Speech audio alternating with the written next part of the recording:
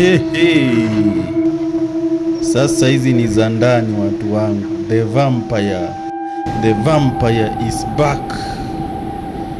Siku 3 baada ya kupatikana kwa mwili wa mwanamke kwenye bahari ya Ruiru, kuna mmoja ameumwa kidefu chake. Hebu tazama hiyo picha.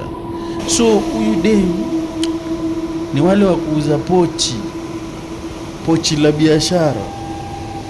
So akapatana na mtu, huyo mtu akamwambia twende aje, twende hapo kwa hoteli hapo kwa rooms.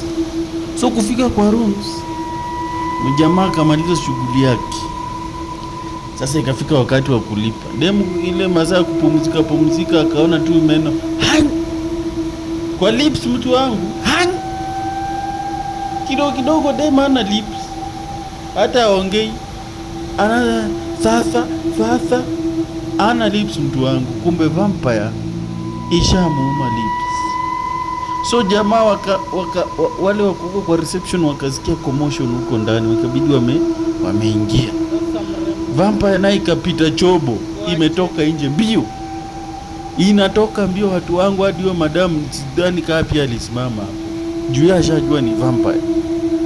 So kidogo mapolisi nao walikuwa around, wakamshika juu watu walikuwa washashika vampire wanataka kuchoma, wakashika wameweka ndani. So gava inasema inataka kufanya investigation, wanaita watu wa CIA, wale Americans wanaweza fanya utafiti wajue hii vampire imetoka wapi. Juu inasemekana imeuma tu kwa mosho mmoja, imetoka na lips kama kilo 2. Hebu tazama wewe madama hapo chini, ni uchungu sana, na inasemekana inaishi kwenye hii bahari hapo. So watu wa Ruiru, take care of yourself. Washalala. Ni